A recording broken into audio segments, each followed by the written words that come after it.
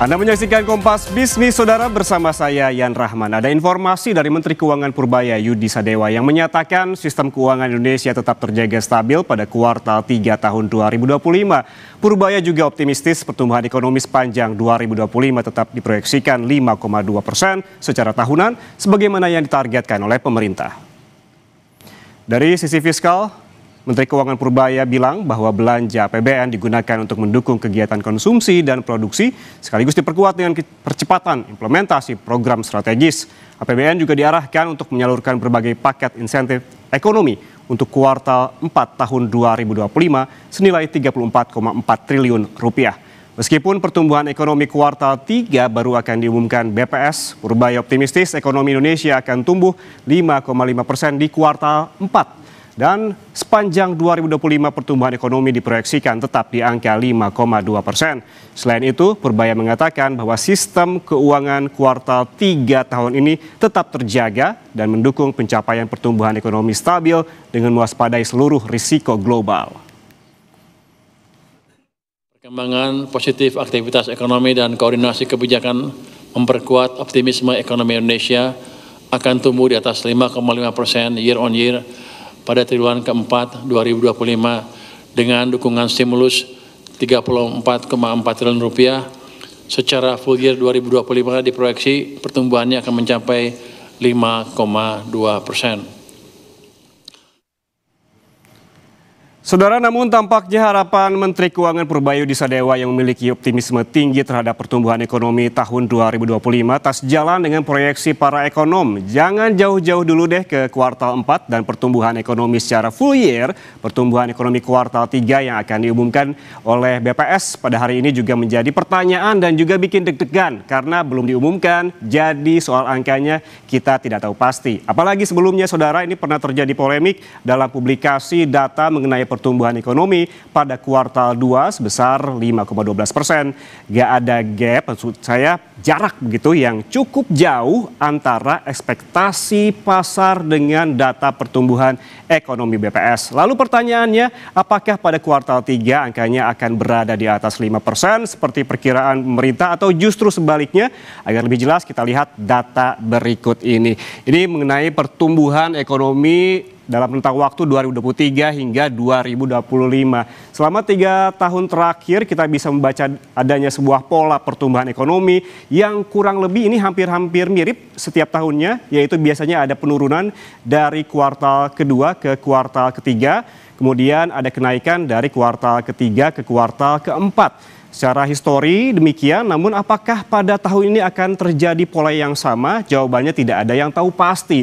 Yang kita bisa lakukan hanya memprediksi berdasarkan pola-pola histori yang selama ini terjadi. Saya warnai yang berwarna kuning ini, Saudara, ini merupakan yang kuartal ketiga. Tampak di tahun 2023 ada penurunan di kuartal 2 ke kuartal 3, kemudian juga tampak pola lainnya di kuartal 2 di 2024 ke kuartal 3 di tahun 2024 dengan pertumbuhan ekonomi 4,95%. Dan nanti juga kita nantikan jawabannya seperti apa pertumbuhan ekonomi di kuartal 3 tahun ini. Ini pertumbuhan ekonomi di tahun 2025 berdasarkan data dari sejumlah ekonom. Kita lihat data selanjutnya. Nah, ini dia. Muncullah angka-angka ini, Saudara, berdasarkan konfirmasi dari tim Kompas TV dan juga Kontan kepada sejumlah ekonom yang memproyeksikan pertumbuhan ekonomi dari Juli hingga September 2025 yang tumbuh antara 4,7% hingga 5,2%. Angka lebih detailnya adalah ini datang dari BCA yang memproyeksikan 4,95% hingga 5%, sementara Danamon 5,02%, BNI antara 4,9% hingga 5,1%, sementara Indef ini rentangnya yang paling tinggi 5% hingga 5,2%, dan Core Indonesia 4,9% hingga 5%. Sementara proyeksi yang paling rendah begitu dari Selios besar 4,7% saja. Tentunya proyeksi ini bukanlah angka semu tanpa background riset yang kuat. Menurut sejumlah ekonom, Lemahnya pertumbuhan ekonomi kuartal 3 dipengaruhi oleh sejumlah faktor, mulai dari stimulus ekonomi yang belum cukup mendorong pertumbuhan sektor real, tidak adanya momentum musiman yang mendorong kenaikan konsumsi rumah tangga, stimulus ekonomi yang belum berdampak signifikan, hingga kinerja investasi yang juga melambat. Selain itu, saudara, sejumlah data ekonom yang dirilis sepanjang kuartal 3 lalu ini masih belum menunjukkan perbaikan yang berarti. Apa saja datanya? Kita lihat grafik selanjutnya. Nah, kita lihat ini. Yang pertama, ada Purchasing Manager Index atau PMI Manufaktur. Setelah berada di level kontraksi selama 4 bulan, PMI Manufaktur kembali naik ke level ekspansi, tapi masih cenderung turun. Sementara indeks keyakinan konsumsi memang masih berada di atas level 100, yakni 115 pada September lalu. Namun, saudara, kecenderungan memang turun sehingga pemerintah perlu berhati-hati karena kian tergerusnya optimisme masyarakat. Di sisi lain, belanja pemerintah yang digadang-gadang jadi katalis, realisasinya juga masih melempem, baru 61,71% dari target APBN 2025. Artinya apa? Pemerintah masih harus membelanjakan hampir 40% dari pagu anggaran di kuartal terakhir tahun ini. Dan yang perlu juga diperhatikan, saudara, yang menjadi indikator adalah angka PHK di Indonesia dalam data selanjutnya.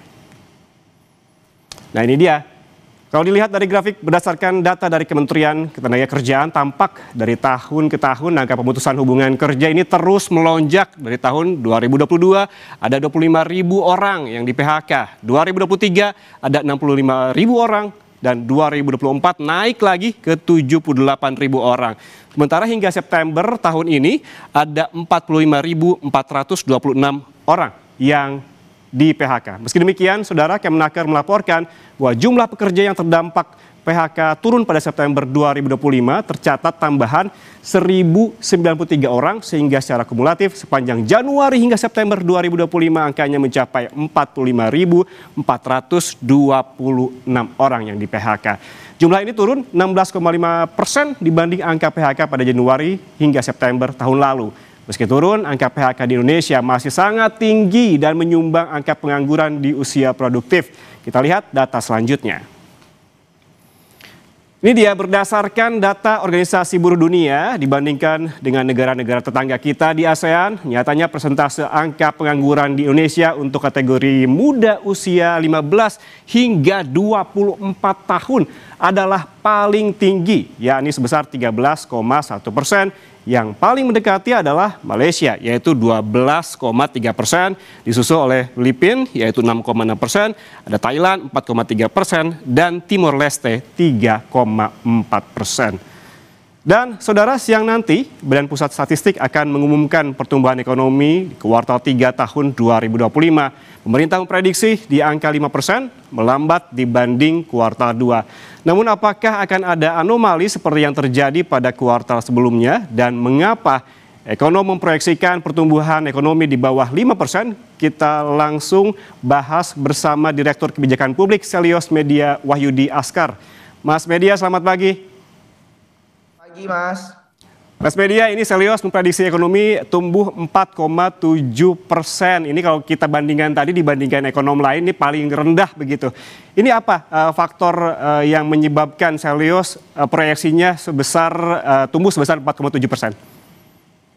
Iya, tadi sudah disampaikan juga ya, kuartal 3 melihat data historis sebelumnya memang biasanya lebih rendah dari tahun sebelumnya karena tidak ada momentum musiman. Tapi sebetulnya kekhawatiran yang cukup signifikan adalah pelemahan konsumsi rumah tangga karena survei Bank Indonesia menunjukkan IKK kita itu masih belum cukup pulih dan malah turun ke level 118 ya, dari sebelumnya 123 di bulan Agustus ya.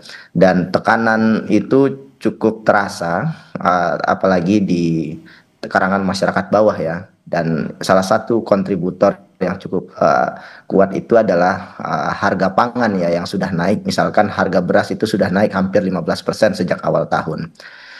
Memang ada beberapa good news, misalkan PMDN itu naik, tapi kita perlu cek lagi seberapa jauh PMDN itu bisa mengarah ke ekspor dengan nilai tambah tinggi.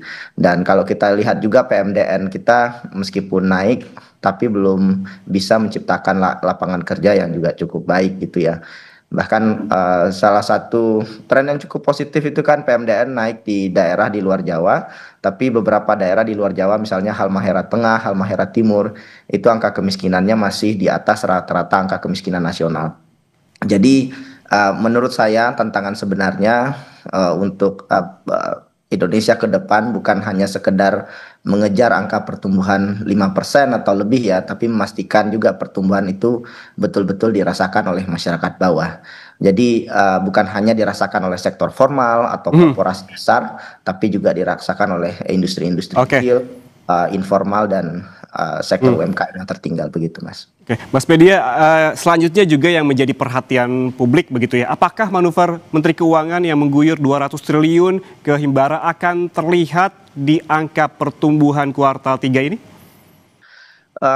Memang secara teori itu bisa memperkuat likuiditas perbankan ya agar penyaluran kredit ke sektor real itu bisa meningkat. Tetapi menurut saya itu belum bisa dirasakan sepenuhnya di kuartal ini.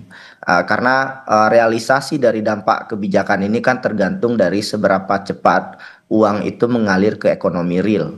Dan kita tidak pernah betul-betul tahu karena datanya juga tidak dirilis apakah Bank Himbara benar-benar menyalurkan dana itu ke kredit produktif ke sektor usaha, terutama ke UMKM dan sektor padat karya ya yang kita lihat hari ini sangat membutuhkan.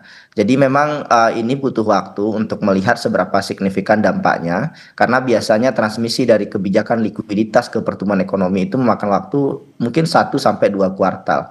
Jadi kita masih perlu menunggu efek signifikan dari manuver Pak Purbaya ini.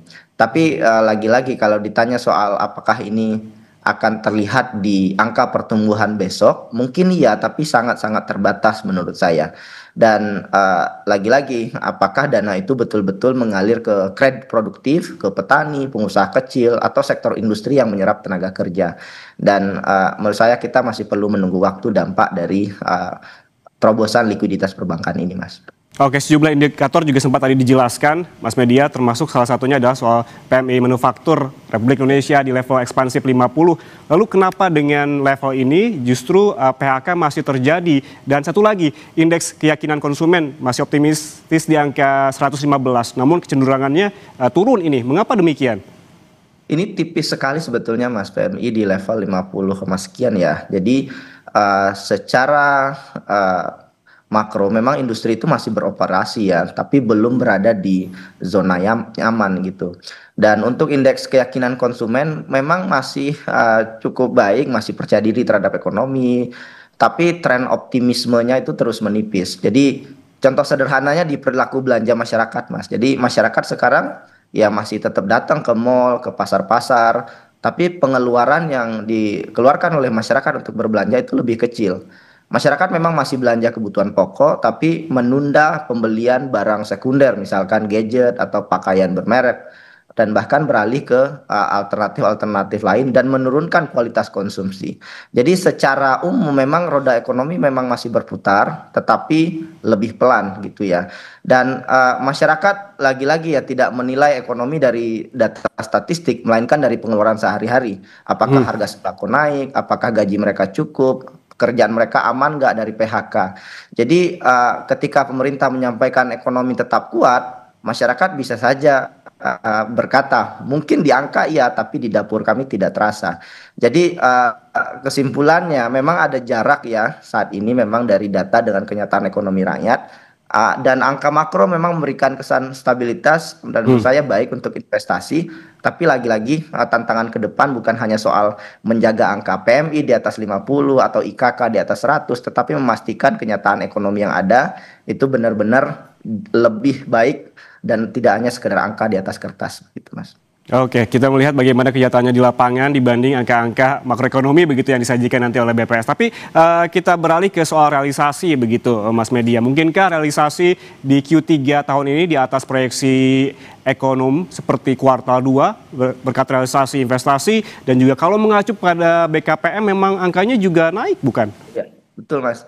Jadi memang benar bahwa data BKPM realisasi investasi kita itu masih cukup positif ya. Tapi memang perlu dicatat juga efek investasi terhadap pertumbuhan PDB itu tidak selalu instan. Karena bisa jadi investasi yang terrealisasi di kuartal ini itu proyek-proyek jangka menengah, kayak pembangunan smelter, infrastruktur, kawasan industri, yang dampaknya terhadap output ekonomi baru itu baru terasa dalam beberapa kuartal ke depan.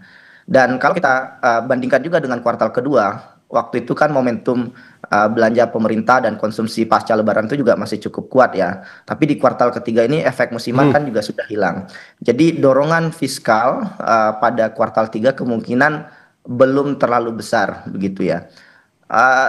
Ya, investasi yang naik sinyal positif, tapi memang itu belum jadi jaminan total otomatis ekonomi kita itu bisa melesat. Jadi butuh kombinasi sebetulnya. Konsumsi yang pulih, ekspor kita baik, dan belanja pemerintah kita juga efektif ya. Dan kalau ketiga mesin ini berjalan bersama, ada harapan ekonomi kita tumbuh lebih baik gitu, Mas. Ya, soal realisasi belanja pemerintah per September juga ini Mas Media angkanya belum optimal. Akankah ini berpengaruh terhadap pertumbuhan di kuartal 3 ini? Pasti berpengaruh ya, karena kalau kita lihat data terakhir di Kemenkeu itu masih di kisaran 62% ya dari total APBN, pengalokasian dan realisasinya. Jadi menurut saya di sisa waktu tahun ini harus diperkuat belanja pemerintah.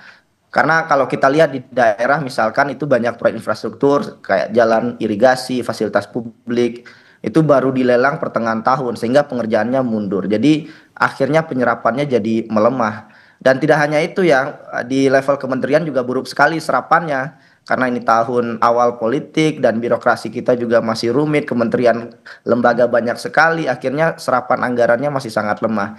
Jadi memang betul Mas, belanja pemerintah masih belum cukup optimal, dan saya kira efek stimulus yang sudah dilakukan itu baik, tetapi harus terus dilakukan berulang-ulang untuk menjaga daya konsumsi masyarakat domestik itu, Mas. Oke, Mas Media, sebetulnya dari pengamatan Anda, apa sih yang membuat realisasi ini sangat rendah, begitu penyerapannya rendah, apalagi ini waktunya juga sangat mepet begitu hingga akhir tahun. Apa yang perlu dilakukan? Pertama memang waktunya sudah tinggal 2 bulan lagi ya. Jadi yang bisa dilakukan biasanya efek stimulus saja. Dan kita lihat misalkan di tahun 2021 beberapa stimulus dilakukan pada saat itu menjelang akhir tahun, seperti bantuan subsidi upah, PKH, dan ini sudah mulai dilakukan oleh pemerintah. Tetapi persoalan di lapangan kan kompleks sekali ya. PKH meskipun sudah dialokasikan, tapi juga belum diterima masyarakat begitu.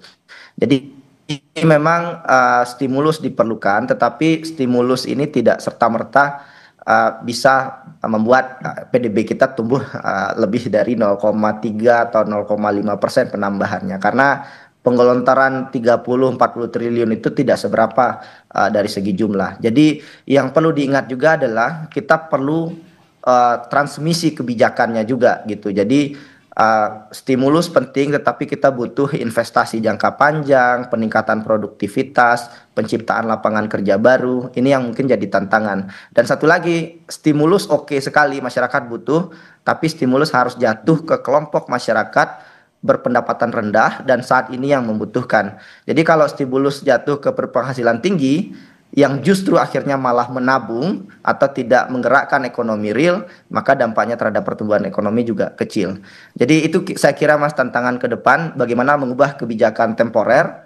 Stimulus Pak Purbaya mungkin sudah baik dari segi ide dan pelaksanaan, juga masih kita tunggu dampaknya, tapi lagi-lagi kita butuh merubah kebijakan temporer tadi menjadi momentum perbaikan yang berkelanjutan. Lagi-lagi soal lapangan kerja. Oke, yang perlu diperhatikan oleh pemerintah untuk menggenjot nanti penyerapan adalah juga terkait dengan stimulus, bagaimana ini tepat sasaran. Terima kasih Direktur Kebijakan Publik Selyos Media Wahyudi Askar atas waktunya bersama kami di Kompas Bisnis. Sehat selalu. Dan saudara jangan kemana-mana, Sapa Indonesia Pagi akan kembali sesaat lagi, tetaplah bersama kami.